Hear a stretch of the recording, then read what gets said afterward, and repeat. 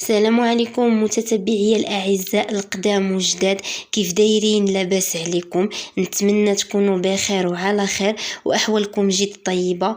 اليوم ان شاء الله مع فيديو جديد، كنتمنى هذا الفيديو يلقاكم في احسن الاحوال وبصحه جيده نتوما والاحباب ديالكم. اليوم غادي نقدم لكم الغديوه ديالي اللي هي اللوبيا والحوت. كنتمنى هذا الفيديو ينال اعجابكم. خليكم على فيديو من الاول حتى الاخر.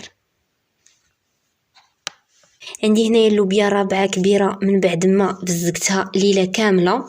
بالنسبه للتوابل عندي الشونيه، الخرقوم وسكينجبير وشويه د الملحه شويه د الابزار ودرس ديال الثومه، وعندي جوج مطيشات ما كبار ما صغار محكوكين، وعندي شويه د القزبور والمعدنوس مخلطين، نصف كاس زيت د المائده، وعندي جوج بصلاص ما كبار ما صغار محكوكين والماء باش غادي نطيبوا اللوبيا.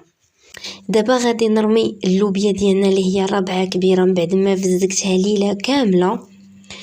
غنضيف ليها جوج بصلات محكوكين ما كبار ما صغار. غادي نضيف كذلك مطيشه، جوج مطيشات محكوكين حتى هما، وغنضيف التوابل،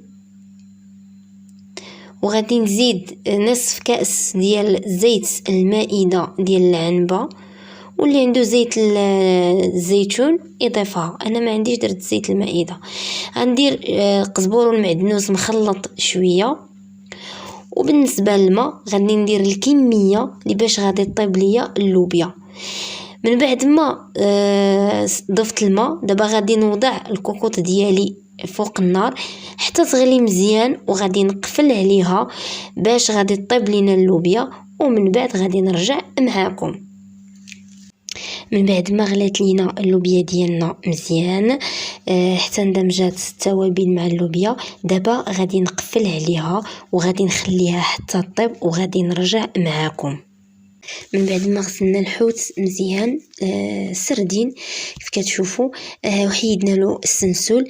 دابا بالنسبه للشرموله عندي هنايا ضرس ديال الثومه، عندي معلقه صغيره ديال الشونيه، عندي شويه السودانيه، وعندي شويه ديال الكمون. غادي نضيف كذلك شويه ديال الكمون، وغادي نضيف كذلك القزبور المدقوق.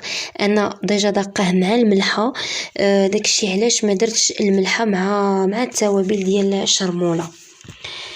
دابا غادي نضيف الخل مزيان،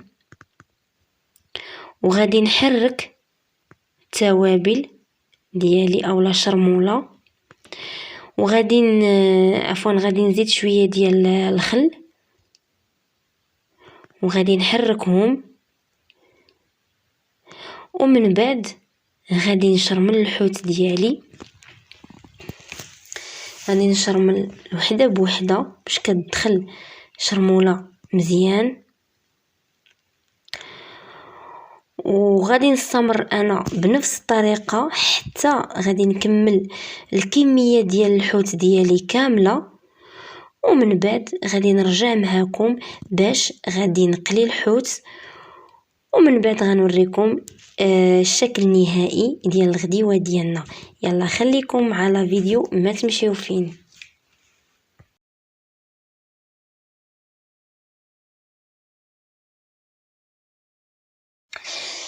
من بعد ما شرملنا الحوت ديالنا وخليناه شرب شرموله مزيان، دابا غادي نوضعوا الحوت في الزرع ديالنا، ومن بعد غادي نوضعوه في المقله باش غادي يتقلى الحوت مزيان كيف كتلاحظوا معايا.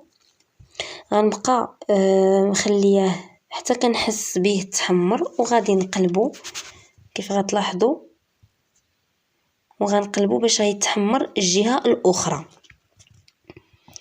هانتوما دابا هو انا قلبته.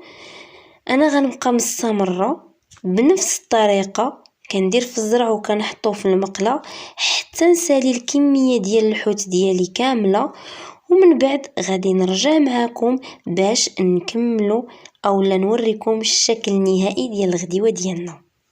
كيف كتشوفوا المتتبعين ديالي العزاز، هذا هو الشكل النهائي ديال الغديوه ديالي. كتجي الصراحه اللوبيا بنينه ورائعه. كنتمنى هاد الغديوه ديالي تكون نالت الاعجاب ديالكم. خليكم مع لا فيديو، مازال ما سالاش، غادي نديكم معايا لواحد الخريجه زوين.